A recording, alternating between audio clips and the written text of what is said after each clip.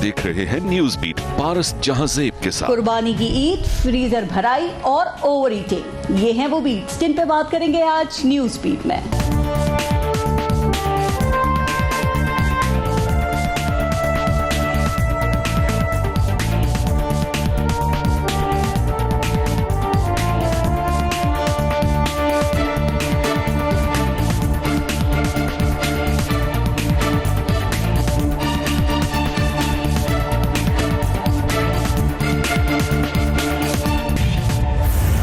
अस्सलाम वालेकुम, मैं हूं पारस जहांजेब। कोरोना के खौफ तले ईद गुजर गई, हमने अल्लाह की राह में कुर्बानी कर दी, महंगे महंगे जानवर घरों के आगे बांध कर दिखावा भी कर लिया, जितना गोश्त खा सकते थे खा लिया, टिक्के और कबाब बना लिए, बकरों की राह ने अपने खास रिश्तेदारों को तोहफे में भिजवा दी, और जिनको अल्लाह ने तौफीक दी उन्होंने गोश्त गरीबों में बांट दिया, और बाकियों ने तो अगले कई महीनों के लिए अपने फ्रीजर्स भर लिए, क्योंकि नेकी का दरिया में डाल वाले मुहावरे की जगह मौजूदा दौर में कुर्बानी कर फ्रीजर में डाल के मुहावरे ने ले ली है।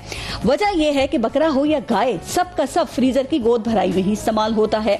अब सवाल यह है कि क्या सुन्नत इब्राहिमी की पैरवी जानवर के गले पर छुरी चलाकर ही पूरी हो गई, या फिर ये दिन मजीद अच्छे कामों का भी तकाजा करता है, क्योंकि ईद कुर्बा के मौके पर कई मसाइल हमारे सामने सर झाड़ और मुंह फाड़ कर खड़े होते हैं। पहले अच्छे जानवर की जुस्तजू, फिर माहिर और सस्ते कसाई की तलाश, अगर ये सब हल हो जाए तो खाल का मरहला कि किसको दी जाए, इसके बाद सफाई के लाले, क्योंकि अलाइशों से सजी ताफुन उड़ाती गलियां, चौराहे और सड़कें जो गंदगी ही नहीं दर्जनों बीमारियां भी फ्री में बांट रहे होते हैं। तो सवाल ये भी है कि ये अलाइशी और चर्बी आखिर जाती कहां है, इससे कौन सी चीजें बनती हैं, और वो कैसे लाखों अफराद की रगों में जहर बनकर उतरती हैं। इस मकरू धंधे को रोकना आखिर कितना जरूरी है और कितना मुमकिन। फिर हम गोश्त खाते हैं तो खाते ही चले जाते हैं, जिससे ओवर ईटिंग की शिकायत भी आम है, क्योंकि ये बेतहाशा गोश्त खाना फायदे की बजाय नुकसान देता है।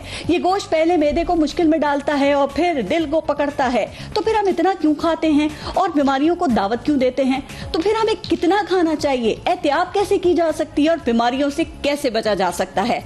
प्रोग्राम में आज इन तमाम चीजों पे हम बात करेंगे, और आज प्रोग्राम में हमें ज्वाइन किया है अल्लामा ताहिर अशरफी साहब ने, नुमाइंदा खुसूसी बराए मजहबी हम आहंगी हैं। हमारे साथ प्रोग्राम में मौजूद हैं जनरल डॉक्टर अजहर कियानी साहब, दिल के अमराज के माहिर हैं, और हमें सहाफी और फूड एक्सपर्ट मोहसिन भट्टी साहब ने ज्वाइन किया है। अस्सलाम वालेकुम, बहुत बहुत शुक्रिया आप सबका प्रोग्राम में शिरकत के लिए। पहले एक ब्रेक लेंगे, देखते रहिएगा न्यूज़ भी।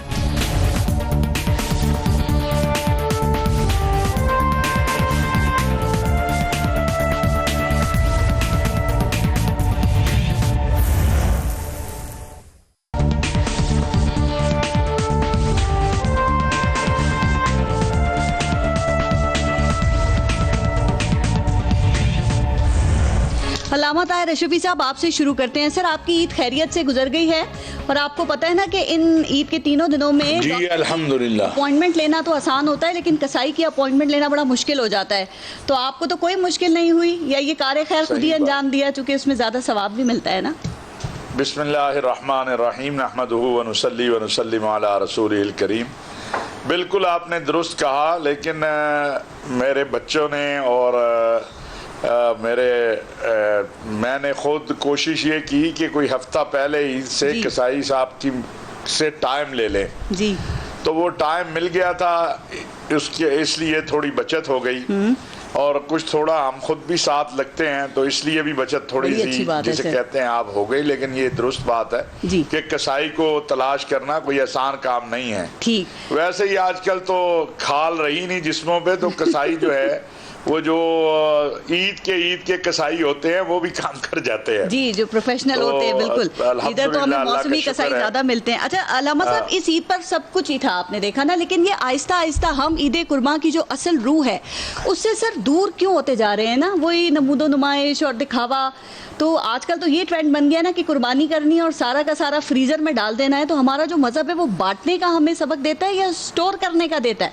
दो पहलू हैं। एक पहलू है इस मर्तबा जो जानवरों की खरीदारी में हमने देखा, और मैं आपके जरिए भी, मैंने सारे मीडिया हाउसेस से अपील की है, आपके जरिए भी करता हूं कि खुदारा ये जो नमूदो नुमाइश और इसके असरात हैं दोनों को देखें।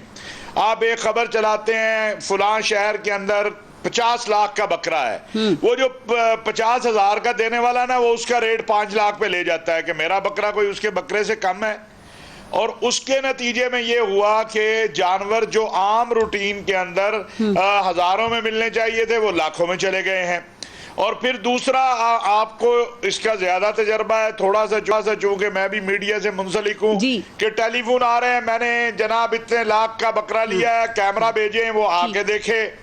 तो ये कुर्बानी अलामा साहब वो देखा आपने बड़े जानवर जो क्रेन से छतों से नीचे उतारे जा रहे होते हैं सर, जानवरों की मॉडलिंग कराई जाती है, क्या यही वजह है कि हमारी कुर्बानी में से भी बरकत उठ गई है? मैं समझता हूँ ये जो रिया का अमल है इसने बरकत भी, नूर भी, और उसके बाद फिर ये जो रान एक्सचेंज प्रोग्राम है कि मैं आपको रान भेजता हूँ, आप मुझे रान भेज रहे हैं, फिर अब उससे आगे भी चला गया कि रोस्ट करके रानें भेजी जाएं। ये ईद का या कुर्बानी का ये तस्वर ही नहीं है।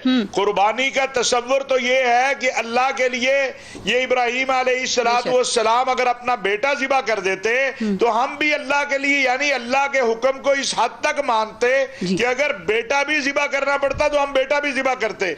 लेकिन यहाँ तो अब और अल्लाह तबारक व तआला ने कुरान करीम में इसको बड़ा वाज़े अंदाज में बयान कर दिया है कि लन यनाल अल्लाहु लुहूमुहा वला दिमाउहा वलाकिन यनालुहु तक़वा मिनकुम, कि ये गोश्त, ये खून, ये नहीं, अल्लाह को तुम्हारा तकवा चाहिए, अल्लाह का खौफ चाहिए, अल्लाह की रजा चाहिए। लेकिन बदकिस्मती ये है कि पहले हम रोते थे कि गोश्त जो है स्टॉक चले, वो आपका इख्तियार है, अगर आप नहीं गुराबा को देना चाहते, आप अपनी फ्रिजों में भर लेना चाहते हैं भरिए।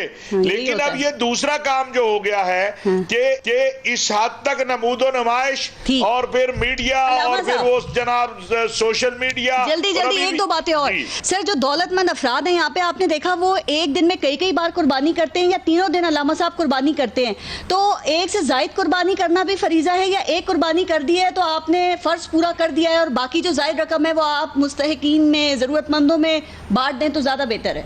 दो चीजें, एक ये कि आप अपना एक कुर्बानी आप पर है, अगर एक घर में 5 साहब हैं तो 5 कुर्बानियां हैं, एक फर्द पे एक कुर्बानी है। बाकी वो नफली कुर्बानी की जगह अगर वो पैसे मुस्तहिकीन को दे देता है तो वो भी बहुत अच्छा है। और एक और इसी के साथ मैं चाहूंगा नुक्ता, ये जो हम 1 लाख करोड़ 50 लाख 10 लाख का लेते हैं, अगर हम यही 10 लाख में 10 लें तो वो गोश्त कितने गुराबा तक जाएगा? एक का गोश्त तो कम होगा, और अगर 10 कुर्बानियां तो वो जो लंबे चौड़े पैसे खर्च करते हैं और फिर टीवी पे। ठीक है सर, बिल्कुल ठीक है। मोहसिन भट्टी साहब, तो उसमें सर ईद उल अज़हा पे तकवा के बजाय ये डीप फ्रीजर की डिमांड हमारे यहाँ काफी ज्यादा बढ़ जाती है, तो ऐसा लगता है जैसे कि बस सारा फ्रीज कर लें उसके बाद साल भर खाने को हमें मिलेगा ही नहीं।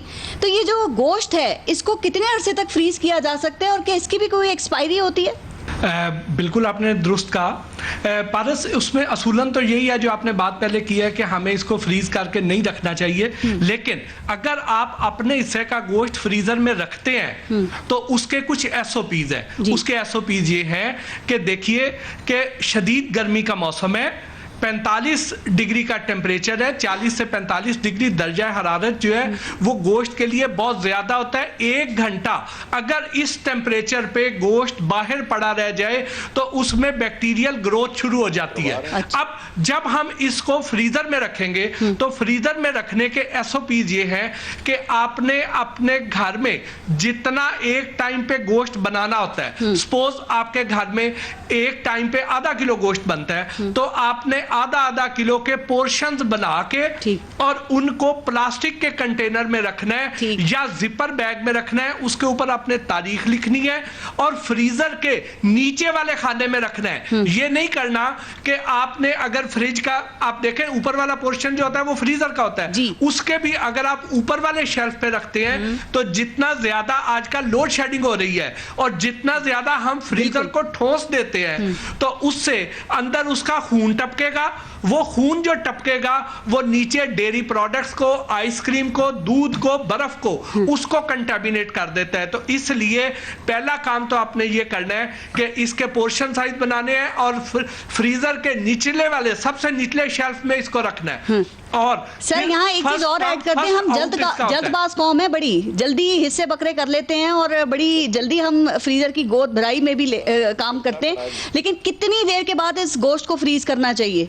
अगर तो आपके फ्रीजर का टेम्परेचर -18 रहता है और गोश्त जब भी आप देखते हैं और गोश्त जरा भी नरम नहीं पड़ा हुआ, तो फिर आप इसको 1 साल भी रख सकते हैं। अच्छा। लेकिन अगर वो बार बार लोड शेडिंग की वजह से टेम्परेचर जो है वो बढ़ जाता है, गोश्त नरम हो जाता है, उसके अंदर से आपको खून टपकता हुआ नजर आता है, तो इसका मतलब ये है कि कोई सालों की बात नहीं है, महीनों की बात नहीं है, आप उसको जल्द से जल्द कंज्यूम भट्टी साहब एक बात, जो मार्केट से हम गोश्त लेकर आते हैं और जो ये ईद कुर्बा का गोश्त होता है, कुछ अरसे के बाद इसके जायके में इतना ज्यादा फर्क क्यों महसूस होने लगता है? इसकी क्या वजह है? उसकी वजह यह है कि हमारे यहाँ पे जो कसाब होते हैं ये अनाड़ी हैं, मौसमी कसाई हैं, जैसे आपने पहले बताया। अब ये क्या करते हैं कि जब बकरे को ज़बह किया जाता है तो उसके अंदर एक वो वाली नाली होती है जो हराम मगज की नाली होती है, जो दिमाग से सारे जिस्म के आसाबी निजाम तक पैगाम रसानी का काम करती है। ये क्या करते हैं कि जैसे ही उसको छुरी फेरते हैं तो ये उसकी सारी अंतड़ियां काट देते हैं, सारी नालियां काट देते हैं। अब जैसे ही सारी नालियां कटती हैं तो दिमाग का बाकी जिस्म से राब्ता कट जाता है। जब बाकी जिस्म से राब्ता कट जाता है तो उनको पैगाम नहीं पहुंचता है और जिस्म ठंडा होना शुरू हो जाता है। जब जिस्म ठंडा होता है तो उससे ये होता है कि खून प्रॉपर्ली ड्रेन आउट नहीं होता। जब खून प्रॉपर्ली ड्रेन आउट नहीं होएगा तो वो उस गोश्त के अंदर रह जाएगा। यही वजह है कि कुर्बानी के गोश्त में से एक मखसूस स्मेल आती है, वो इसी खून की होती है। और तो सर ये ज़िबा के बाद ज़िबा करने के बाद कितनी देर तक गोश्त को लटकाना चाहिए ताकि अच्छी तरीके से ब्लड जो है वो ड्रेन हो जाए?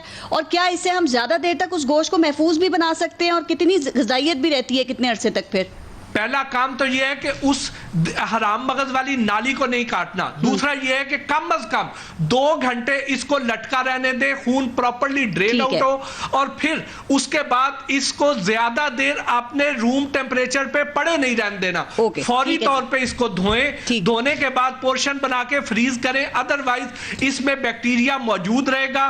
बैक्टीरिया जिनके घर में फ्रीजर नहीं है, और जैसे ही आपके जिनके घर में फ्रीजर नहीं होते, तो हमने सुना है कि कुछ लोग ऐसे भी हैं जो कि गोश्त को खुश्क कर लेते हैं, तो वो हेल्थ पॉइंट ऑफ व्यू से बेहतर है इस तरह इस्तेमाल करना, खुश्क करके उसको? जिन लोगों के घर फ्रीजर नहीं होते हैं वो यकीनन इसको खुश्क कर देते हैं, लेकिन उसके लिए इसको ज्यादा लंबे अरसे के लिए नहीं रखा जा सकता क्योंकि इसके अंदर माइक्रोबियल ग्रोथ होती रहती है। इसको जल्द से जल्द कंज्यूम करना चाहिए। ओके जनरल साहब, ईद के पहले दिन से लेके पूरे हफ्ते तक हम देखते हैं कि हॉस्पिटल्स भर जाते हैं, इसकी क्या वजह है? और आप लोगों का काम भी बहुत ज्यादा बढ़ जाता है सर, क्यों? जी बिल्कुल, आई थिंक वो पहले मौलाना साहब की गुफ्तगू सुनी और भट्टी साहब की गुफ्तगू सुनी, उसमें से आई थिंक जो इशू सबसे बड़ा जो रिस्क वाला होता है कि ये जो स्टोर होता है गोश्त और बीच में से लोड शेडिंग होती है और वो बीच में जो गर्मी आती है उसमें से वो स्टोर, वो क्वालिटी स्टोर जो गोश्त है उसकी वो नहीं रहती, उससे बीमारियाँ फिर बहुत ज़्यादा फैलती हैं जब वो खाते हैं। होता यह है कि हमारी एक आदत है कि हर आखिरी खाने को और हर ईद कुर्बान पे गोश्त को आखिरी गोश्त समझ के खाते हैं और वही ऐसी ज़्यादा ओवर ईटिंग करते हैं कि ये मेरी ज़िंदगी का आखिरी खाना है, इसके बाद मुझे खाना नहीं मिलेगा। दिल के अमराज से क्या ताल्लुक है अगर हम ज़्यादा बहुत ज़्यादा है। देखिए, आप गोश्त खाएं या कोई भी चीज़ खाएं, ज़रूरत से ज़्यादा बस्यारखोरी जिसमें ओवर ईटिंग हम जिसे कहते हैं वो करते हैं तो उसके ऊपर डायरेक्ट दिल के ऊपर बोझ पड़ता है। देखिए, जब मैदा बढ़ता है ज़रूरत से ज़्यादा तो दिल का काम बढ़ जाता है, दिल को ब्लड सप्लाई करना पड़ता है उसको हजम करने के लिए, उसका वो काम बढ़ जाता है और वो उसके ऊपर लोड पड़ता है। फिर जब फुलनेस होती है तो वैसे भी चेस्ट के ऊपर भी प्रेशर पड़ता है और हार्ट के ऊपर प्रेशर पड़ता है।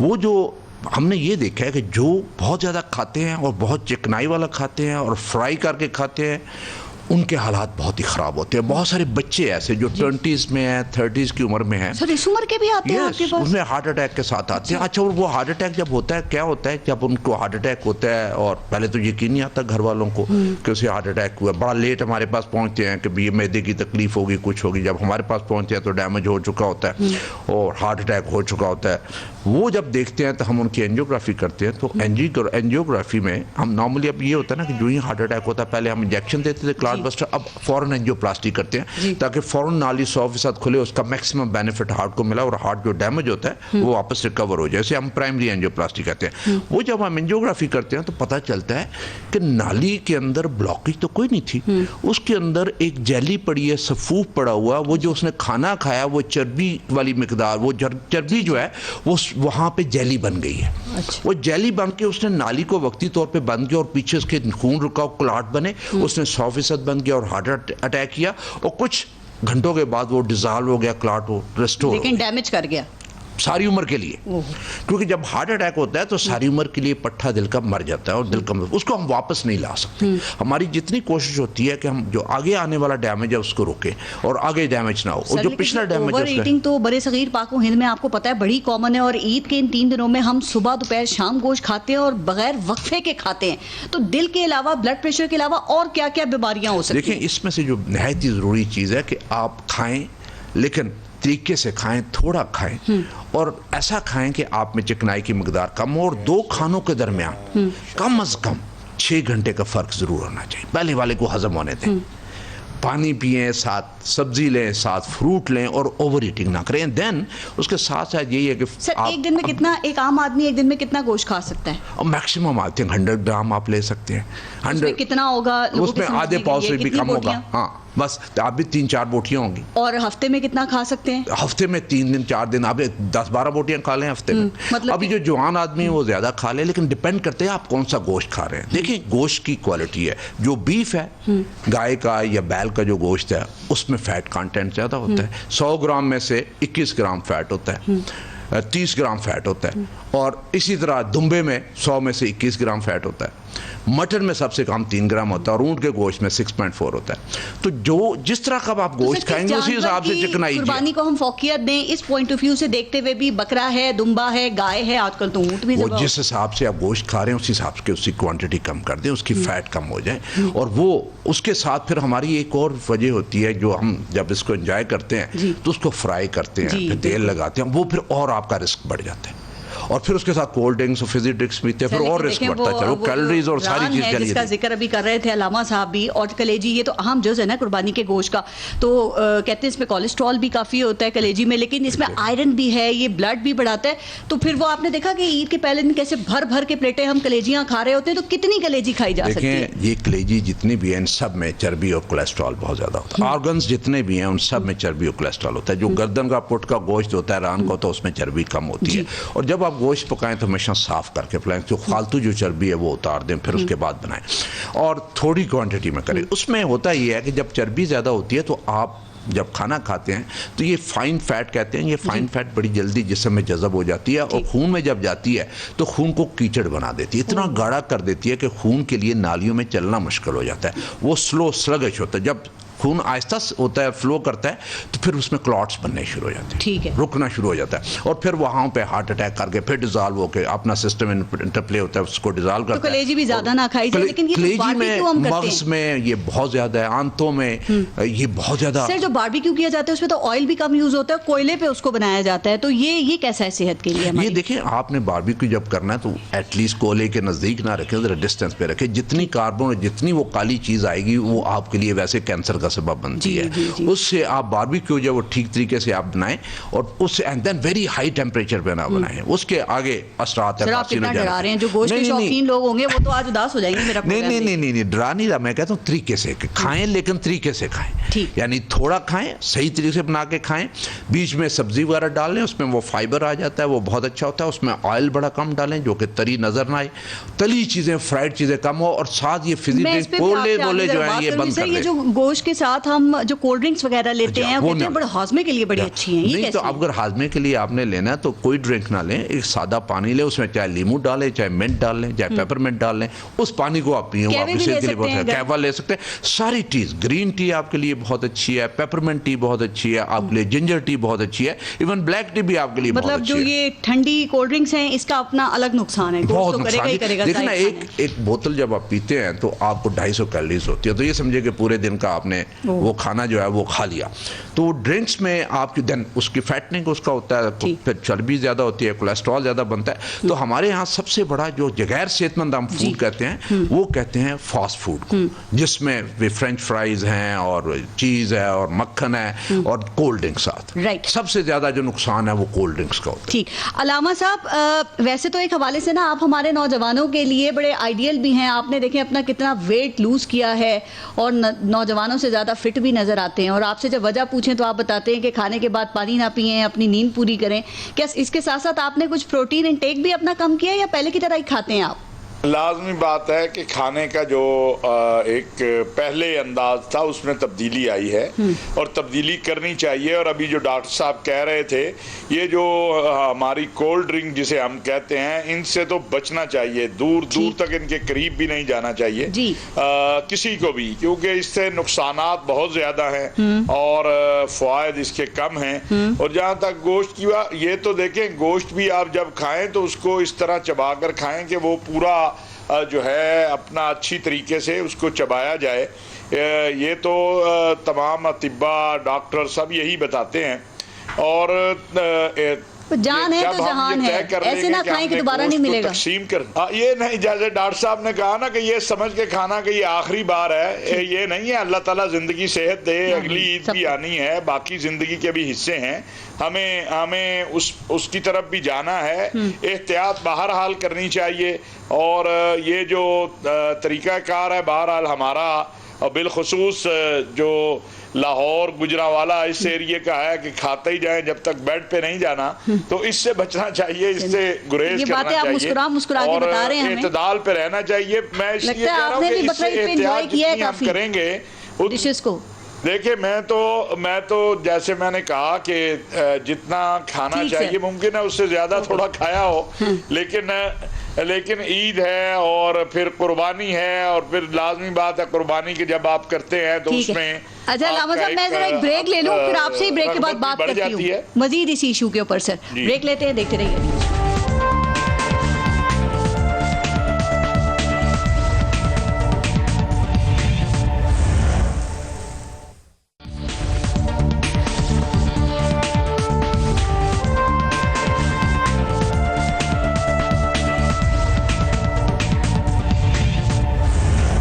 अच्छा लामा साहब, एक बात बताइएगा कि हमारे यहाँ ये जो इज्तिमाई कुर्बानी है, इसका भी एक बड़ा कॉन्सेप्ट होता है। तो जो हम अपने घर में कुर्बानी करते हैं और जो इज्तिमाई कुर्बानी स्लॉटर हाउसेस वगैरह जगहों के ऊपर होती है, तो क्या इसके सवाब में भी कोई फ़र्क है और इसकी क्या अहमियत है? नहीं, देखें, सवाब तो अल्लाह तबारक व तआला ने अता करना है। और अगर आपने प्रॉपर लोगों को ये इन्वेस्टिगेट कर लिया, ये ताकीक कर ली कि वाकई वो कुर्बानी करेंगे, तो लाजमी बात है कि वहाँ कुर्बानी तो हो जाएगी। अब जिसने कुर्बानी की जिम्मेदारी ली है उसके ऊपर जिम्मेदारी आयद होती है कि वो प्रॉपर हिस्से करे, और गोश्त का जो है 7 अगर उसमें हिस्से हैं तो 7 जो लोग हैं उनसे पूछ के उसका इस्तेमाल करे। उसमें सर, जानवर इतना महंगा है, जब तक उसको इख्तियार जो अफोर्ड नहीं कर सकता वो तो इज्तिमाई कुर्बानी की तरफ जाता है। तो हमें इसकी हौसला अफजाई करनी चाहिए। अच्छी बात है, बिल्कुल। देखिए, मैं ये अर्ज करूं कि मैंने जैसे पहले अर्ज किया है कि जहां हमें ये नमूदो नमाइश की हौसला शिकनी करनी चाहिए, वहां जो साहिब निसाब लोग हैं, जो बेचारे इस्तात नहीं रखते कि वो 70-80 हज़ार का बकरा लें, तो उनको कुर्बानी में अपना हिस्सा डाल लेना चाहिए, बजाय इसके कि वो ना करके गुनाहगार हों। तो जहां उनको आसानी हो। लेकिन जो अगला मरहला है, वो जो इज्तिमाई कुर्बानी करने वाले हैं, यानी जो जमा करने वाले हैं पैसे, उनको एहतियात की ये जरूरत है कि वो जिस जानवर में जिसका हिस्सा डालें, उन लोगों से पूछ के उसके गोश्त का तसर्रुफ करें। बाज़ औक़ात होता है अभी जानवर ज़िबा हो रहा होता है, उठा के दे देते हैं, तो ये जायज नहीं है जब तक इजाजत ना हो। प्रॉपर 7 हिस्से करके 7 लोगों में तकसीम होने चाहिए। जो गोश्त है इसका इस्लामिक पॉइंट ऑफ व्यू से पूछ रही हूँ कि फ्रीजर से इसका रिश्ता कितना शरई और गैर शरई है?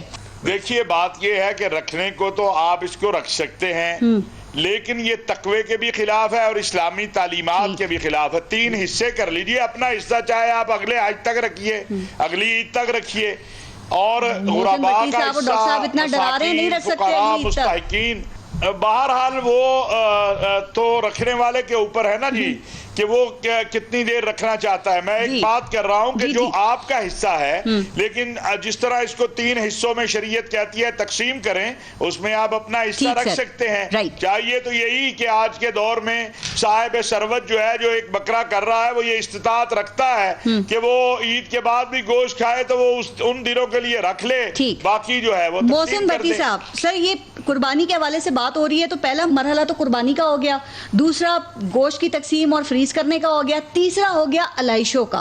तो सर ये कौन से ऐसे जानवर के जिस्म के हिस्से होते हैं, कौन से ऐसे अज़ा होते हैं जो कि ये अलाइशों के जुमरे में आते हैं, और ये अलाइशों का होता क्या है, ये कहाँ जाती हैं? ये जो अलाइशें हैं इसमें अंतड़ियाँ इसकी बिकती हैं, और हमने एक बंदा पकड़ा था, वो कीमा सप्लाई करता था। अच्छा। और वो ये कहता था कि मैं जो कीमा सप्लाई करता हूँ उसमें आधा जो है वो मीट आइटम्स का कीमा है और आधा नॉन मीट आइटम का कीमा है। तो हमारे लिए बड़ी नई टर्मिनोलॉजी थी। हमने कहा नॉन मीट आइटम क्या चीज़ होती है? उससे कहा जी मैं ये करता हूँ कि ओजरी, फेफड़े और तिली जी, इनको कीमे वाली मशीन में से मिक्स करके गुजार देते हैं और फिर इसको कीमे के साथ मिक्स करते हैं, तो बिल्कुल पता नहीं चलता है, तो हम वो कीमा सप्लाई कर देते हैं। बनता तो क्या है इससे सर? ये वाली इनके कौन सा प्रोडक्ट बनता है इन चीजों से? ये सॉसेजेस वगैरह? उसमें फिर सीख कबाब भी बनेंगे, उसमें चपली कबाब भी बनेंगे, उसमें बारबेक्यू बनेगा, उसमें और बहुत सारी अशिया बनेंगी, कीमे की डिशेस बनेंगी। ये बिकेगा मुख्तलिफ जो मशहूर है कीमे वाले रेस्टोरेंट, अच्छा, जहाँ का कीमा बड़ा मशहूर है, जहां पे 80-80 मन कीमा रोज का कंज्यूम किया जाता है। ऐसे ऐसे पॉइंट भी हैं जी। अब वहां पे जब ये कीमा जाएगा तो उसमें जब इतना कीमा है तो उसमें थोड़ा बहुत दूसरा कीमा भी चला जाता है, तो किसी को पता नहीं चलता है। उसके अलावा बारबेक्यू के पॉइंट्स हैं, उधर ये कीमा जाएगा। तो जब कीमे की सूरत में आ जाता है तो वहां पे इसको पहचानना बहुत मुश्किल हो जाता है, क्योंकि बाकी सारा जो टेस्ट है, जो फ्लेवर है, वो तो मसालों से आना है। तो वहां पे आप इसको जज नहीं कर सकते। पंजाब फूड अथॉरिटी ने, आपको याद है, आपसे कुछ अर्से पहले बड़ी एक्टिव थी, तो हमें ये भी पता चला कि हम तो गधे का गोश्त भी तनावुल फरमा रहे होते हैं। तो कैसे पता चलेगा फिर किस चीज का खा रहे हैं? गधे का गोश्त तो बहुत कम हो गया, बल्कि इसके लिए तो ये है कि आज ये जो इस ईद पर लोगों ने घर पे बकरे का गोश्त खाया है, अगर उनको उस गोश्त का जायका डिफरेंट लग रहा है तो इसका मतलब ये है कि पहले जो गोश्त खाते रहे हैं वो बकरे का नहीं था। ये गधे का गोश्त क्यों मिलना कम हो गया है? क्या वजह ये तो नहीं है गधे कम हो गए इधर? नहीं, गधों की तादाद तो बड़ी है, लेकिन ये है कि हाँ, लेकिन उसमें यह हुआ है कि पंजाब फूड अथॉरिटी ने बड़ी सख्ती की और इसकी खाल की एक्सपोर्ट पर पाबंदी लगवाई। अच्छा। जब खाल की एक्सपोर्ट पर पाबंदी लगी तो मेजर इंसेंटिव उनका यह था कि खाल जो है 25 से 30 हजार रुपए की बिक जाती थी। ठीक सर। तो वो बिकनी बंद हुई है, तो उससे ये हुआ है कि फिर गधों की स्लॉटरिंग भी खत्म हुई है। फिर उससे पहले इसका जो सजा थी वो ये थी कि 500 रुपया जुर्माना होता था, अगले दिन जमानत हो जाती थी। अब ये है कि इसका जुर्माना जो है वो 8 लाख कर दिया गया है और नॉन बेलेबल ऑफेंस है। और फिर इसका ये है कि अब उसमें फिर वो वाला चार्ज, वो इंसेंटिव नहीं रह गया, सजा। साहब, इनसे ऑयल भी बनता है, ये जो आप बता रहे हैं? इसमें पारस, ये जो आप अलाइशों और चर्बी की बात कर रहे हैं, इससे ऑयल, कुकिंग ऑयल भी बनता है ना? अंतड़ियां कहाँ जाती हैं इसकी? अंतड़ियां जो हैं इनको मुख्तलिफ लोग उठा के ले जाते हैं, उसके बाद इनकी सफाई की जाती है। लेकिन सफाई इस तरह नहीं की जाती है कि अगर आप समझें कि उसको कोई एंटीबैक्टीरियल कोई साबुन से उसको धो दिया जाएगा, ऐसा कतई नहीं है। जस्ट उसको पानी उसके अंदर से गुजारा जाता है और उसके बाद इन अंतड़ियों के अंदर कीमे की फिलिंग की जाती है और कीमे की फिलिंग करके तो ये सॉसेजेस बना के तो मार्केट में भेज दी जाती है। ये जो हॉट डॉग और सॉसेजेस बड़े शौक से लोग खाते हैं, अंतड़ियों में भरने वाले कीमे से होते हैं। ठीक है, जो मोहसिन भट्टी साहब बता रहे हैं ये जो प्रोडक्ट्स। अच्छा, इसमें पारस एक चीज और है। जी सर। आप जो बात कर रही थी कि जो बड़े जानवर हैं, जो नुमाइशी जानवर जिन्हें हम कहते हैं, तो जब ये वाले नुमाइशी जानवर है, इनका जो बॉडी का स्ट्रक्चर है, जो हड्डियों का, वो इसके लिए नहीं होता कि उनके ऊपर मनो गोश्त का पहाड़ चढ़ा दिया जाए। तो अब उसको जब ये इतना ज्यादा उसका गोश्त बढ़ाते हैं उसमें इनको स्टीरॉइड दिए जाते हैं, इनको खास फूड सप्लीमेंट्स हैं, इवन इनको जो ब्रायलर की फीड है वो खिलाई जाती है। ये जो हम कई मिलियन का बैल देखते हैं, अब इसका जो गोश्त है वो इस हद तक नुकसानदेह होता है, उसमें इतनी फैट ज्यादा होती है। वो कहते हैं कुछ दिन से बाद अगर आपने देखा ना तो पता चलेगा वो सुकड़ के कितना सा हो जाता है, जिसको इन्होंने ये सारी चीजें देके सप्लीमेंट्स देके इतना मोटा किया होता है। जन साहब, ये जो जिन फूड प्रोडक्ट्स की बात अभी भट्टी साहब बता रहे हैं, तो ये कितनी हमारे लिए नुकसानदेह है, सॉसेजेस वगैरह, और इनका ऑयल भी बनता है ना सर, वो कितना नुकसानदेह? इन सब में जो है वो फैट बहुत ज़्यादा होती है, और भट्टी साहब ने जो बताया, और उसमें से हम नॉर्मली ये जो कीमे वाले जितने प्रोडक्ट्स हैं, एक तो हमारा जो ईटिंग आउट वाला जो एक कॉन्सेप्ट है कि बाहर जाके खाना खाना, हमारे पास ज़्यादातर जो मरीज वो आते हैं जो घर में खाना नहीं खाते, जो बाजारी खाना खाते हैं या रेस्टोरेंट में जाके खाना खाते हैं। तो मजबूरी है ना, घर में जो खाना होता है बड़ा साफ सुथरा खाना होता नहीं है तो उसने बाहर ही खाना है, सस्ता खाना भी मिल जाता है, वो क्या करे बेचारा फिर? उसने देखिए सस्ते खाने में दाल भी है, सब्जी है, जरूरी नहीं कि गोश्त खाना। और फिर ऑयल तो यूज हो रहा है यही वाला। नहीं, उसमें से जहाँ पे आपने जाना है, अभी देखिए यहाँ पे आपको नहीं पता कि वहाँ पे ऑयल किस किस्म का इस्तेमाल, जिस तरह भट्टी साहब कह रहे हैं कि जितनी आलाइशियाँ इन सबका ऑयल वगैरह बना के फैट घी बना के आगे बेचते रहते हैं, और ये तो बहुत ज़्यादा नुकसान। ये वो वाली फैट है जो फाइन फैट है और फौरन जेली बन जाती है नालियों में जाकर, नालियों को ब्लॉक करती है। अब इस जो गोश्त खाने में सबसे ज़्यादा नुकसान जिन लोगों को बहुत ज़्यादा होता है, एक तो नॉर्मल सेहतमंद बंदे को भी हो सकता है, आगे जाके बीमारियां हो सकती हैं। दिल का जो मरीज़ है उसके लिए जो उसका इंजाइना कंट्रोल्ड है, उसका स्टेंट सही काम कर रहा है, उसका बाईपास सही काम कर रहा है, जब इस तरह की खुराक लेता है तो फिर उसमें चर्बी होती है तो नालियाँ बंद होनी शुरू हो जाती है, क्योंकि उसमें डिजीज़ प्रोसेस तो चल रहा है। जो दिल की बीमारी है वो चंद सालों के लिए नहीं होती, तो सारी उम्र की बीमारी होती है, और आपने सारी उम्र एहतियात करनी होती है, दवाई भी खानी होती है, खुराक में भी एहतियात करनी होती है, वर्जिश भी करनी होती है, सिगरेट भी बंद करने होते हैं, शुगर ब्लड प्रेशर तो उसे भी कंट्रोल करना होता है, नींद भी आपने 6 से 8 घंटे पूरे करनी होती है। ये जो गोश्त वाला इशू है, इस पे एक तो फैट कंटेंट और कोलेस्ट्रॉल ज्यादा होता है, फिर जिनके गुर्दे फेल है, ये नहीं गुर्दे की बीमारी है, उसमें ये क्रेटिनिन और ये यूरिया और पोटेशियम वगैरह, ये सोडियम, ये सारी ऊपर यूरिक एसिड बहुत ज्यादा बन जाता है, और गैंठिया, लोगों की ईद कुर्बान पे गैंठिया हो जाता है, और गाउट हो जाता है, और स्वेयर पेन, जोड़ सूज गए, उसमें से इतनी शिद्दत की दर्द हुई, शुगर पेशेंट्स के लिए भी होता होगा सर ये। और फिर देन एसिडिटी, बहुत ज्यादा डायरिया, वॉमिटिंग, ये बहुत ज़्यादा इन दिनों में होते हैं। ये सारी की सारी चीज़ें हैं, और इन सारी चीज़ों से आप बच सकते हैं कि अगर आप आराम से और तरीके से ये सारी चीज़ें गोश्त खाएं, थोड़ी मिकदार में खाएं तो गैप रखें खाने में, और फिर खाएं तो फिर वॉक करें, एक्सरसाइज करें, ताकि ये चीज़ें हजम हो। पानी ज़्यादा पिएं, साथ फिजी ड्रिंक्स आप ना पिएं, गोश्त के साथ सब्जी मिला के खाएं ताकि फाइबर कंटेंट हो, कॉन्स्टिपेशन ना हो, पेट आपका चले। मैदे में तकलीफ होती है गोश्त खाने से, या फिर इमरजेंसी रिलीफ के लिए क्या किया जा सकता है अगर वो चले कभी उसने ज़्यादा गोश्त खा लिया इस बकरीद के ऊपर, क्या करें? आज तक उसमें से पानी पियो, और एसिडिटी वाले जो सिरप वगैरह अपने पास रखे होते हैं कोई, वो आप ले लेने चाहिए। देखिए ना, लोग यहाँ पे ये होते हैं कि उन्हें एसिडिटी होती है, फिर और गोश्त खाए जाते हैं, फिर कहते हैं तकलीफ बढ़ गई है, और फिर जब इमरजेंसी बनाते हैं, जब लास्ट स्टेज पहुंचे, फिर हॉस्पिटल की तरफ भागते हैं, और वहाँ पे दोनों चीज़ें होती हैं, मैदे का भी मसला चल रहा होता है, गुर्दे का भी मसला चल रहा होता है, ब्लड प्रेशर भी ऊपर जा रहा होता है, और हार्ट का भी मसला शुरू हो जाता है। और तो इन दिनों में जो ज़्यादा से ज़्यादा जो हमारी इमरजेंसीज आती हैं, वो इस तरह की इमरजेंसीज आती हैं। सर, हम जो सालन बनाते हैं घर में, एक वक्त में उसमें कितना ऑयल यूज़ करना चाहिए, कितने ऑयल में सालन? देखिए, ऑयल इतना इस्तेमाल करना चाहिए कि नजर ना आए। हमारे यहाँ तो हमारा जो खाना आता है उसमें से तरी ऊपर होती है, उसको सारा के सारा उल्टाना पड़ता है कि ये तरी निकले, फिर खाना खाएं। ये सबसे ज्यादा नुकसान। अगर आप सिर्फ हर घर ये कर ले कि मेरी घर की हांडी में ऑयल नहीं नजर आएगा, डालेंगे इतना कि नजर ना आए, लेकिन वो आपका खाना सही पक जाए। मजा कैसे आएगा? तो कौरमे का वो मजा लेना है तो कभी कभी लें, फिर अगले 2 दिन खाना ना खाएं। अच्छा सर, हम तो बड़े मसाला जात भी यूज करते हैं ना, उसमें बड़ी जरा अच्छे चटपटे खाने होने चाहिए, तो ये मसाला जात भी सेहत के लिए नुकसानदेह है? ये देखना, इसमें नहीं, उसमें वो इतने नहीं होते जितने ऑयली चीज़ों से बना देते हैं। एसिडिटी बहुत ज़्यादा होती है, तेजाबियत मैदे में बहुत ज़्यादा होती है, आपको वॉमिटिंग शुरू हो जाती है, फिर आपको वो जो खट्टा पानी गले में और मुंह में आ जाता है, वो उस वजह से आता है। सर, एक एडवाइस और कर दीजिएगा कि अभी कुकिंग ऑयल की बात हो रही थी, तो आपके ख्याल में बेहतरीन कुकिंग ऑयल कौन सा है, क्या इस्तेमाल किया जाए? देखिए जी, मैं तो नॉर्मली तो वेजिटेबल ऑयल जितने हैं वो सबसे बेहतर है, जिसमें सूरजमुखी का हो गया, मकई का हो गया, सनफ्लावर का, इसका क्या नाम है, कनोला का हो गया, सरसों का। सर मैं तो कहता, मैं ये कहता हूँ वो तेल सबसे अच्छा जो आपके सामने बना है।